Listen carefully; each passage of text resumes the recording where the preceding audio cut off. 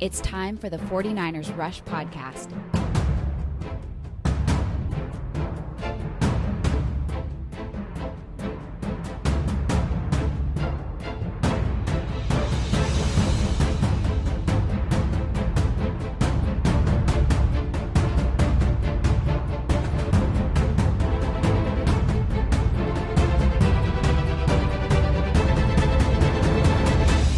And here's your host, John Chapman.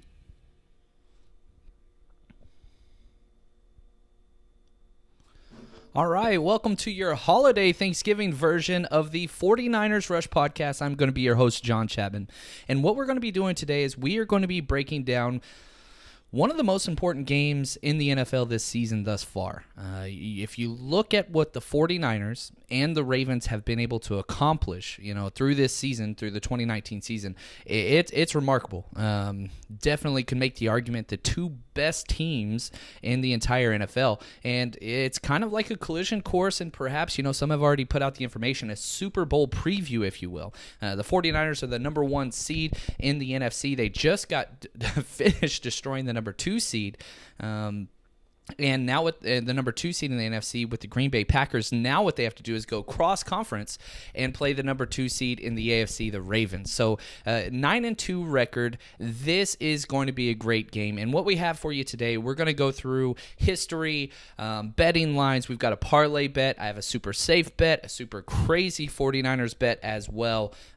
Predictions, players to exploit on the offense and defensive side, go over lots of different statistics, and this is going to be a long episode, and so I do want to apologize right off the bat. I could not do a live episode. The family and I are on a beach vacation down in Carlsbad having a great time, and the internet's a little spotty, so I didn't want it to cut out in the middle of the episode, so do want to say I apologize for that, but please leave your comments wherever it is you are watching this, whether it's Twitch, Periscope, Twitter, YouTube Live, wherever. I will make sure that I take time to get to your questions and answers. But before we do that, I do want to say thank you for our sponsors, Manscaped, for making the 49ers Rush podcast a possibility today. These guys are the best in below-the-belt grooming all the way across the world. They are designed to make men's lives much better. And so here's the deal. We are now getting into holiday season, and every single time somebody asks me, what do I want for Christmas? I have no clue. I'm 37. I've got pretty much everything I want. There's nothing really extra I want. But if you are one of those people that just says, I have no clue, here's what you're going to ask for. Ask for manscaped.com. What you're going to do is head over there, manscaped.com, use promo code 49ers, and that's going to get you 20% off and free shipping, and they're going to take care of everything you need.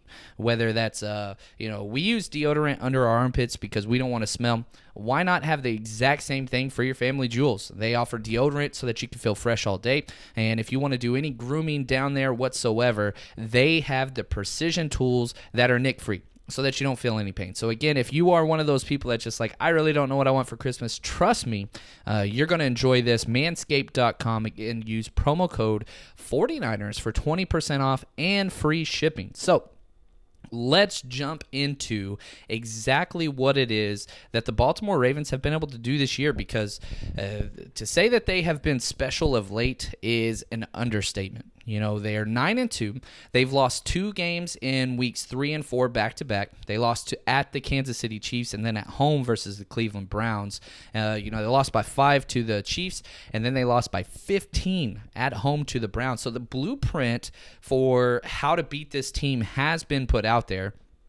We'll talk a little bit about that later on. But if you look at their victories, you could probably make I don't think probably. They have the 2 biggest wins in the NFL this season. They were able to beat the New England Patriots by 17 points. The New England Patriots only lost. Plus, they won at Seattle by 2 touchdowns. So those two are probably, we're not in college football, so you don't have to make all the arguments for who should be the number one, because the NFL actually plays it off through the playoffs. So, we're going to figure out who has the best team in the NFL. But If you were putting together a BCS type bowl bid, I really do think that these are the top two teams in the NFL. You could throw Seattle in there, but the fact that they lost by 14 points at home to the Ravens, it was a bad matchup for the Seahawks. So this is a key game. They beat Houston by 34. They beat the Rams by 39 in Los Angeles. They blew them out, and that game was over after the third drive of the game. So a lot to digest with what they do, and we'll go through each one of those. But they do have some major injuries, especially this week. They just lost their center, Matt Skura, who just went on IR. And here's the deal. He was second for Pro Bowl voting at the center position. So this is an all-pro, Pro Bowl type player that they just lost. And they're replacing him with an undrafted free agent rookie center, Patrick McCarry from Cal. So this is going to be a big game for Patrick McCarry for several reasons. One, it's his first NFL start. Two, it's a huge game going against a 10-1 opponent. And then also, he's playing against San Francisco 49ers, who, playing for Cal, that's kind of the local team there as well. So I'm sure his family members are going to be tuned into this one. And what's he got? His very first matchup and start in the NFL. Congratulations. You get to go against DJ Jones, who's playing like a man out of his mind, and DeForest Buckner, who is always at that all-pro Pro Bowl level. So it's going to be a very interesting matchup, and that is not the only injuries for their offensive line. Orlando Brown, their right tackle, second year. He played very, very well last year. He's playing great this year. He did not practice this week with an illness and an ankle issue. If we stay on the offensive side, Mark Ingram didn't practice this week either. Much more of a vet day. Ingram should be just fine. But if we jump to the defensive side, there's definitely a lot of issues there. Matt Judon, who's one of their better defensive ends / outside linebacker pass rushers, didn't practice. Damade Pekka, who's their defensive tackle, and Brandon Williams, their big nose tackle in their 3-4 scheme. That's probably one of the most important players for their team. Also did not practice yesterday either. So I do expect almost all those players to play beside Matt Skura, but the fact that they are banged up at those positions, it's going to be key, because this is going to be one of those weird games. You have two of the number 1 and 2 rush offense in the entire NFL going at each other. And so with injuries in the trenches, that's going to play out. It's going to show its head at some point, no doubt. Now, the Vegas lines this week are interesting, and I think we're finally starting to get a little bit of movement back to the side of the 49ers. So San Francisco currently is plus 6 points, according to mybookie.ag and most Vegas lines. Now, I have seen several. Caesars dropped it to 5.5 points, but currently, as of this recording, the spread is still plus 6 over on my bookie. So if you're wanting that extra half point, which I do, I did put a lot of money down this week on plus 6 49ers. I love getting points. It's a little bit of a slap in the face personally, is the way that I would see it, that we are 6-point underdogs, even though we have the best record in the NFL. Yeah, we're traveling across 3 time zones. I get that. Yeah, it's an early kickoff, which is dumb. But it still does not give the respect that the 49ers team has earned up to this point. I mean, if you want to respect the Ravens, I get that. I really, really do. You could argue they're playing as well as anybody of late, but still, it's there. Now, the over-under is at 45.5 points, which is interesting. If you look at what the Ravens have done, they've never scored less than 23 points this season. And again, playing against New England, who's on pace to break the record for fewest points allowed in a season, they put up 23 points against them as well. So the over-under is an interesting bet. I'm staying away from it just because I do believe in the 49ers defense, but I would not be surprised if this game does go north of 50 total points. Now, the money line, and this is key, okay, and we're going to jump into our bets of the week here. It's plus 210. So the money line basically means if you expect the 49ers to just win straight up without the points, then you're going to bet the money line, and that's plus 210, which means if you bet 10, you're going to win 21. I've got it. So if you're one of those crazy, I don't want to say crazy, but if you're one of those people that just really does believe the 49ers are just going to win outright, I do have a better bet for you. And let's jump in now and let's talk about that. If you guys joined us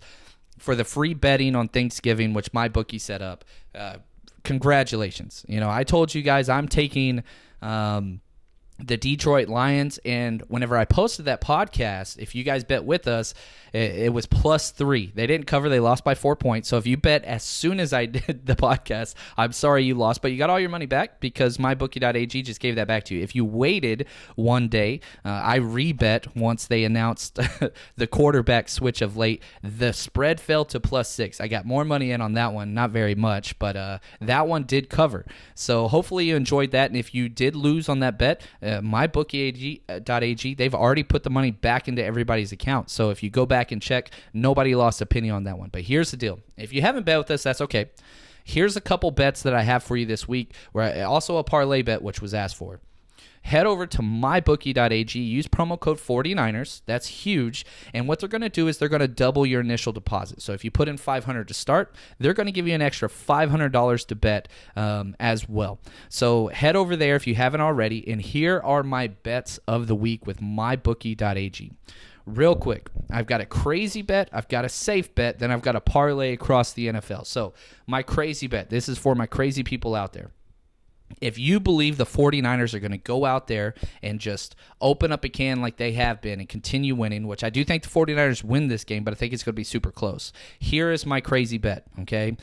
You can bet if you go over, and what you do is you click on the left side where it says Props Builder, then you go to NFL, click on the 49ers game. I am betting for the 49ers to win within a margin, okay? And what that means is I have the 49ers winning between 1 and 13 points. So the 49ers are going to win, but they can't win by more than 13, 1 to 13. If that happens, which I do, that's +262. And so what that means is if you bet 10, and if that happens, you're going to get back $36.20. So again, Props Builder, 49ers game, and then what you're going to do is scroll down, San Francisco to win between 1 and 13 point margin, 10 to win 36. That's my crazy bet. Now my safe bet is this. George Kittle's back. And you can make the statement that this is going to be a battle of quarterbacks and tight ends. Very, very excited. But the best tight end in the league, which if you listen to this podcast, you know, that's George Kittle. So I am betting, and this is a little bit safer bet, so the payoff isn't as huge, that George Kittle has more receptions than Mark Andrews. Now, they have a great tight end. He's awesome. I get that. But I truly do believe that this game is going to go through the tight end position for the 49ers offense. So I'm taking this bet. It's -208, which means you bet 10 to win 15. Okay? So that's my safe bet. If you're one of those people that don't like risking whatever and you want the sure thing, I love that. Kittle for more receptions. Again, you go through Props Builder, click the 49ers game, then scroll through that. That's where you're going to find that. Now, my parlay of the week. Here we go. This is where you bet small to win big. I'm going to bet it on 3 games, so it's not too risky of a parlay. And one of my favorite things about mybookie.ag is you can buy points if you don't like the bets. So here we go. Here's my 3 bets. I'm taking the 49ers to cover the spread, so 49ers +6, which we already talked about. Then I am taking the Green Bay money line as they travel to the New York Giants. And what that means is I'm just saying Green Bay is going to win outright. Green Bay's 7-point favorites, and I love this matchup. I really think Green Bay just exploits the mess out of the Giants. So I've got San Francisco +6. I've got the Green Bay money line. And then my third game of the week is Tennessee against Indianapolis. Now, they're 1.5-point favorites, 1.5-point favorites, so it's a close game. But I am buying 2 additional points. So that's going to give me Tennessee +3.5, which means they can win by, even if they lose by a field goal, they're going to be good. I love the Indianapolis Colts and what they do. We have news. T.Y. Hilton's going to be out. They have several other injuries as well. And Tennessee plays everybody close. I really do think that this is going to be a close game. So I'm getting Tennessee +3.5 points. So even if they lose by a field goal, I'm still getting paid. Now, if I do all 3 of these bets, that's a parlay. All 3 of those things have to happen. San Francisco gets 6 points. Green Bay money line. Tennessee, I'm buying 2 points, so that goes up to 3.5. You bet 10 to win $29. That's what I'm doing. That's my parlay of the week, and I love this bet. So, again, if you guys have any questions, a lot of people will hit me up on Twitter at JL_Chapman and just say, hey, thinking about this bet, what do you think? Reach out to me. I'm here for you guys, whatever it is you guys want, whether that's betting, fantasy, 49ers, whatever. I got you. So please reach out to me on that. Again, that's mybookie.ag, promo code 49ers. All right. let's get into the history of the matchup between the 49ers and the Ravens. They haven't played that much. If you remember, Ravens relatively new franchise. They've only played 6 times, and the Ravens have the lead 4-2. Now, the 49ers won the last matchup, which was back in 2015. We won 25-20. Then before that was the Super Bowl matchup. Don't want to talk about that one. But relatively new rivalry with a lot of not necessarily bad blood, but interesting matchup. You know, Earl Thomas, who was with Seattle, he's got his remarks this week about the 49ers making the Super Bowl. He doesn't think they will, things like that. Obviously, Richard Sherman versus Earl Thomas. There's a lot of stuff there. You can go to the coaching staff. You know, Roman, our old OC under Harbaugh and Kaepernick, he's there now doing the exact same offense with Lamar Jackson. And so as we jump into what these two teams are about, let's just stick with the offensive side, then we'll go defense in a second. Here's the deal. We know this offense. This is the exact same scheme, blocking, running, the old diamond formation that we saw with Colin Kaepernick, Frank Gore, and all that kind of stuff. We've seen all of these things. Now, there are some slight variations, okay? And here's the deal. The thing that makes this entire offense so special, and I'll go through some of their stats, which they have the best offense in the NFL. I don't think it's close. I mean, they're number 1 in points scored. They're number 1 in total yards. They are that good. If the MVP voting was today, Lamar Jackson is the most valuable player in the NFL. I don't think it's close. Number 2 would probably be Russell Wilson, but there's a huge gap there. But the things that make them so special is it's RPOs, which I hate to use that terminology because about 3 years ago, sports broadcasters learned it for the first time, and they've just overused it, and now it's just whatever. But here's the deal. This is the most proficient run-pass option team in the NFL. And as you watch their film, every damn play looks exactly the same. It's very, very tough to get a read. And a lot of times the offensive line, most times, they don't even know what the play call is. They block the exact same thing if it's a run, and they block the exact same way if it's a pass. So if you're trying to get an under key or an under read on the uncovered offensive lineman, which usually is what the safety or linebackers will do, you can't do that here because you're not going to get a true run pass read. Also, you can't key off the quarterback because everything is going to be that kind of play action out of the shotgun zone read look. So you can't do that either. The wide receivers don't know if it's a run or a pass most plays because they'll run their routes even if it's a run play, because if Lamar Jackson sees a linebacker coming up or a safety shooting up, he'll just pull the ball and he'll throw it anyway. So the key component here for the 49ers defense going against the offense is you have to be technically sound. You can't overreact to your instincts if you think it's a run, because if you jump up, they're going to pull it. If you sag back, just preparing for the pass, Lamar Jackson will give it or he'll run it himself. So the most difficult thing that makes this offense special is everybody's just kind of buffering. You can't sell out to stop the run because he'll pull it and throw it over your head, and you can't back up or he'll run it. So it's a constant just hold on, let's take our time and make sure everything is right, and then you respond. And so whenever you listen to analysts or whatever, including myself, the common thing that they're going to say is this: oh, well, you just have to attribute another person against Lamar Jackson in the run game.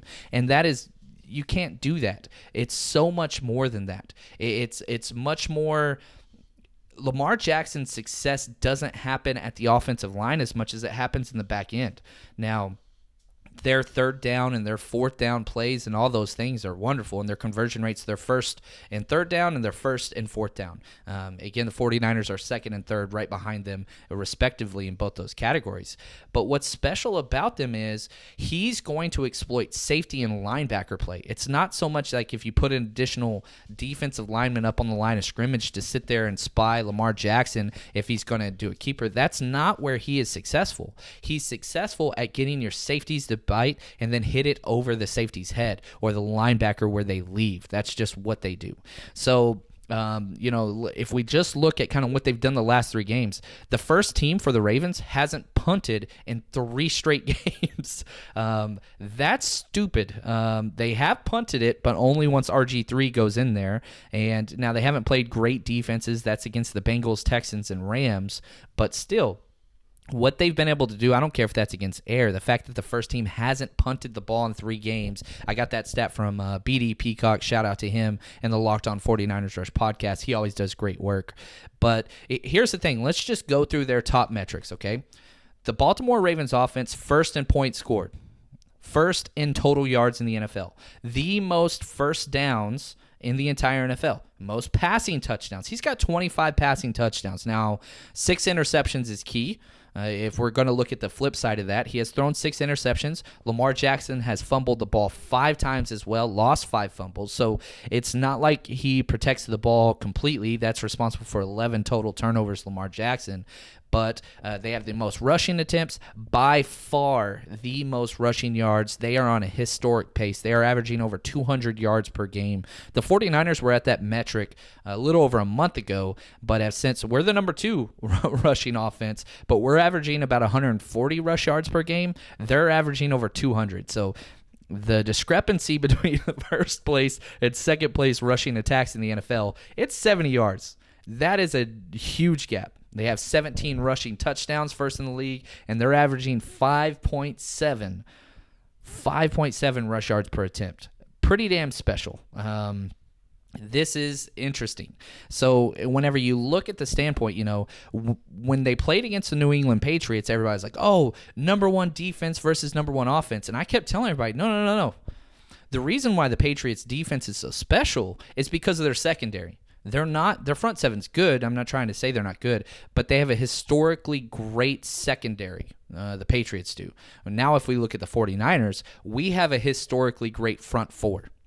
So this is the matchup whenever you're talking about number 1 rushing offense in the league, the Ravens, versus the number 1 fewest yards allowed in the league, 49ers. This is the matchup. This is strength against strength. It wasn't the same for the Patriots. That's not what they're great at. The 49ers are great at stopping the run. So you've got to love kind of what's happening there. Now, weaknesses, they don't really have one. I guess their only weakness is they don't throw the ball very much. They are second to last in passing attempts, but their efficiency is great. You know, they average 7.2 pass yards per attempt, which is top 5 in the NFL, and that's really it. There are no negatives besides the fact that they do put the ball on the ground a little bit more often than they should, but they're still top 5 in that.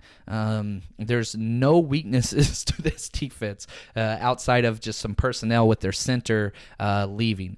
Now, as far as their scheme, again, run, pass, options, that's all they do. Everything is identical. You don't really know what the play is until you're about 2 seconds into it, a second and a half into it. Now, they do a lot of very similar personnel groupings to what we do. 13 personnel sets, 3 tight ends, 2 tight ends. They do use a fullback, and we do see the diamond formation that we always used to see with Colin Kaepernick as well. Now, tendencies, again, first in the NFL in third down conversion rate, 50%. First in the NFL in fourth down conversion rate, 76% on fourth downs. They go for it a lot. And so if we look at this, and here's the deal. The 49ers, just likewise, we're the best at both of those with our defense.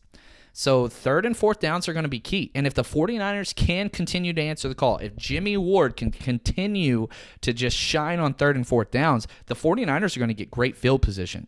And that's hidden yardage that's going to help the 49ers be able to score a lot more. So third and fourth downs when the Ravens are out there, we're going to have to continue to capitalize because this Ravens offense is used to constantly just continuing drives down the field. And they'll go for it on fourth down on their own side of the field. They do not care. They're very, very aggressive. And their mindset is you're going to have to score 40 to beat us. So we're going to just keep going.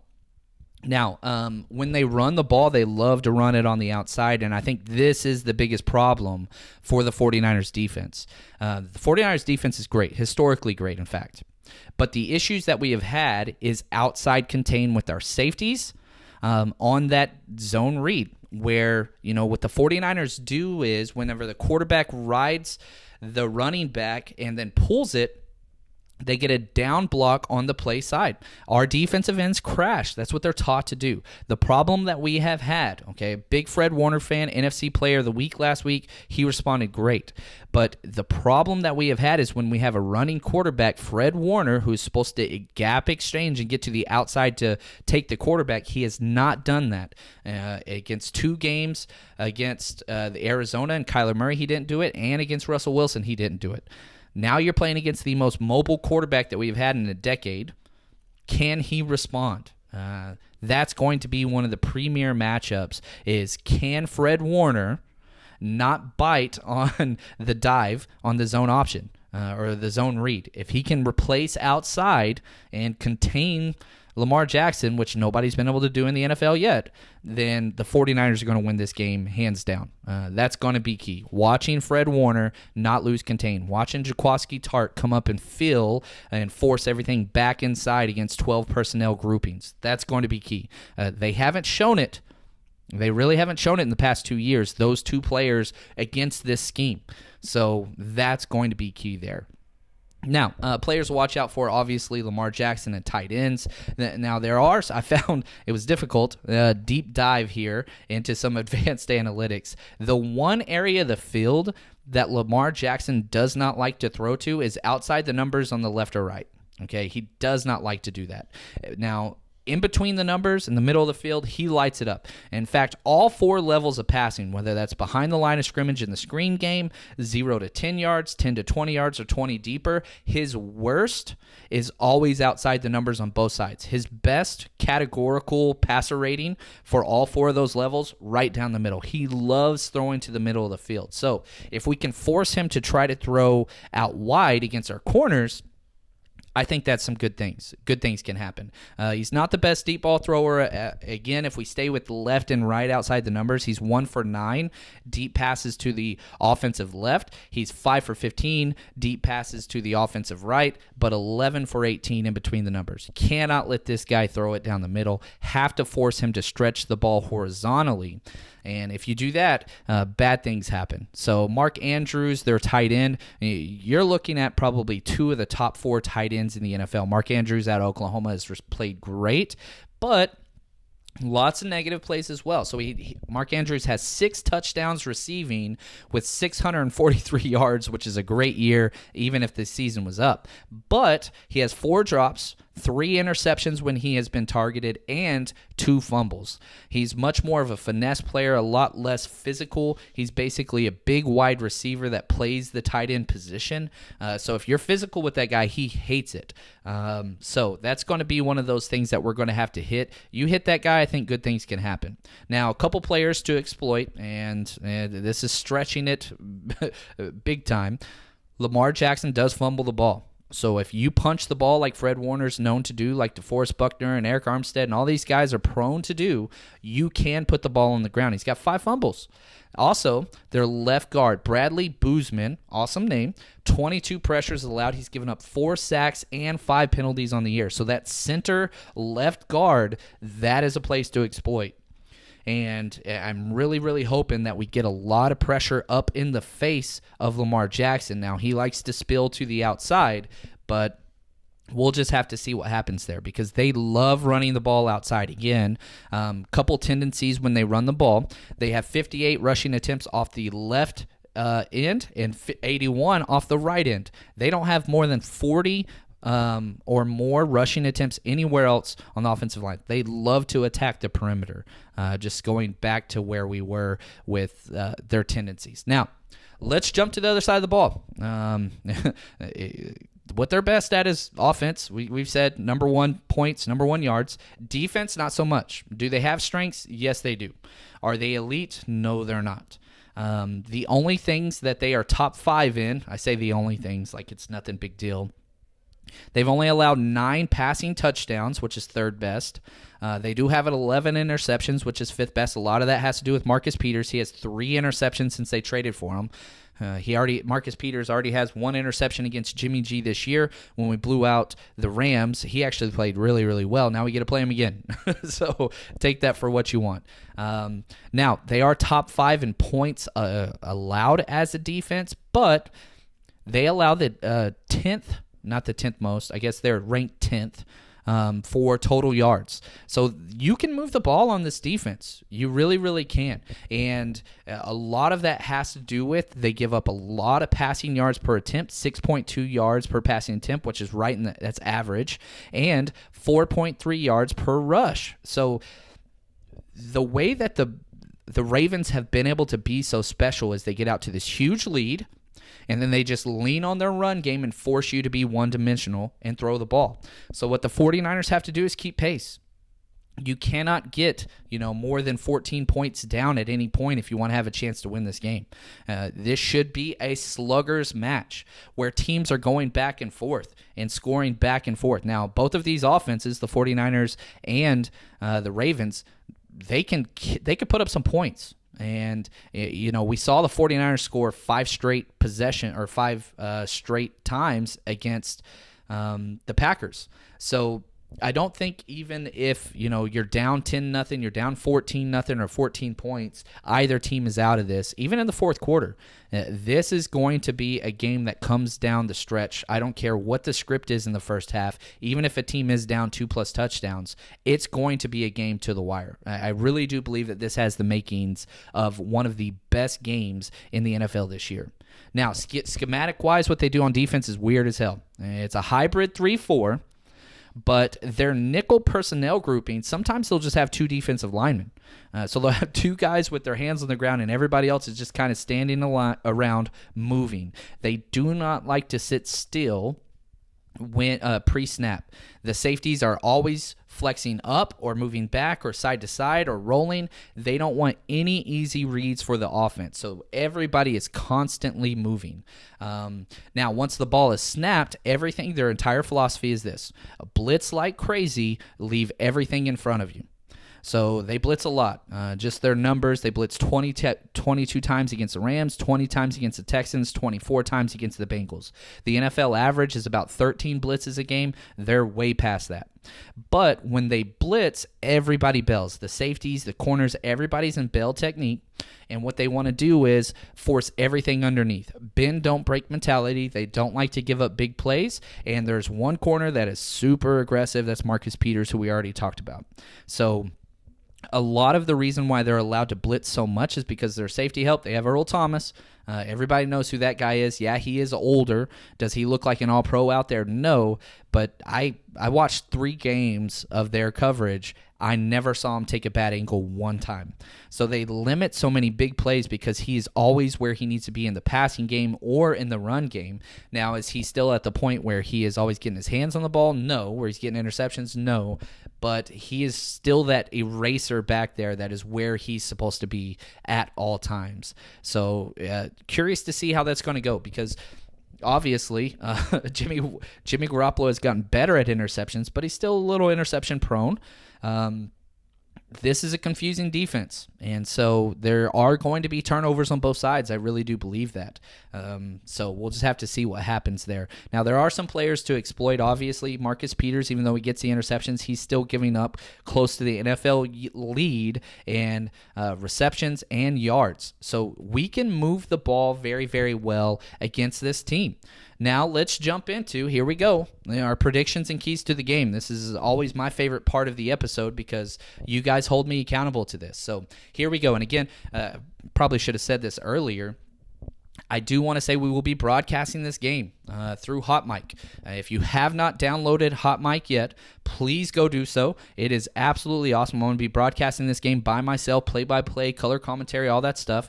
Hot Mic, it's available on iTunes. Rush ESF, no spaces, RUSH ESF, if you want to download that and listen to this, because here's the deal. If you live in San Francisco, you're great, because obviously every 49ers game is going to be televised. This is the early game Sunday. It's not broadcast everywhere. Fox has exclusive rights to it. So, like, for example, I'm in LA. I don't get access to it now because I have Sunday Ticket and all those things I do. But if you're one of those people that just don't have access to that, or you're busy Sunday morning, download the Hot Mic app and you can listen to the play-by-play. I got you.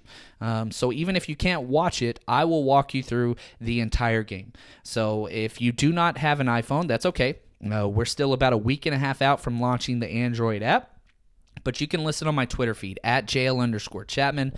Just scroll down. I will have that posted on there. It'll be a little bit delayed on the Periscope app, about a second and a half, but we got you. So here we go. I created 4 separate kind of tiers, things that need to happen. Now, we need 75% of these. So I'm going to give you 4 different metrics that I want us to hit. And if we hit 3 out of 4 of these, the 49ers win. Okay, so for example, the first one's pretty simple. We need to be positive in the turnover race. Okay, not even. We need to be positive. So if we have 2 interceptions, the 49ers throw 2 interceptions, we have to force 3 turnovers. So that's 1. Positive in the turnover category. Number 2, we need to be positive in the sack category, which I think is probably the easiest one. 49ers are close to the league lead, and sacks, I think we're 1 behind right now. But anyway, we need to be positive in the sack category. We've got to force them to make negative plays to get them out of their running offense. We need to force them to throw the football. Now, I understand Lamar Jackson throws a ridiculous amount of touchdown passes. I get that. But if we are going to win, we have to force him to beat us through the air. That's number 2. So turnovers 1, sacks 2. Number 3, George Kittle, baby. George Kittle, back with our bet. Kittle needs to have 90-plus yards, whether that's total yards, if they run like a sweep with them or whatever, which we've seen in the past, 90-plus total yards. And the 4th one is this. The Baltimore Ravens need to have under 40% conversion rate on third downs when they're on offense. Okay, so again, let's go back for those. Positive in turnovers. Positive in sacks. Kittle 90-plus yards. Then the Baltimore Ravens 40% or less on third downs. If we get 3 out of 4 of those, I truly do believe the 49ers win this game. And my prediction, the 49ers win a heartbreaking, crazy close game that is just going to be, again, we saw what happened with the heart attack kids a few weeks ago, where it's just back and forth with the Cardinals. I think it's going to be one of those games. And I have the 49ers win 24-23. Comes down to the last possession of the game, but the 49ers defense answers the call. We win 24-23. That's what I have set up. Now, again, we'll be broadcasting the entire episode with Hot Mic, and if you guys have not joined us over on my Patreon, I just want to give a shout out to a lot of people. We're putting our offense and defensive breakdowns up there, so if you don't want to buy the NFL Game Pass where you can watch all the coaching thing, I got you. And it's over $100 to buy it through the NFL. Here's what you do. Head over to Patreon. Just type in 49ers Rush Podcast. There's an app on your phone, or you can do it on your desktop. The Frank Gore tier, it's just $8 a month. We do 2 videos a week, and it's all year long. I'll be breaking down draft prospect videos again in the off season. But you join that, you get access to both those. And I break down each play, and we go through the entire game afterwards. And I want to give a shout out. We got a lot of new signups this week, and I want to say thank you guys because, again, this goes back into the podcast and allows us to do more podcasts, better podcasts, and create a lot more content for you guys. So thanks to all the new people that signed up: Petro, Amrita, Peter, Dave, Reginald, Bernard, Chris, Nick, Robert, Mark. Really do appreciate you guys and all the support that you guys have brought to the podcast. It means a lot. So again, can't wait to talk to you guys very, very soon. We got a game coming up, one of the best games in the NFL this week, possibly the season. So really excited about that. Just want to say thanks again, and I will be back with you guys shortly. And as always, stay strong, faithful.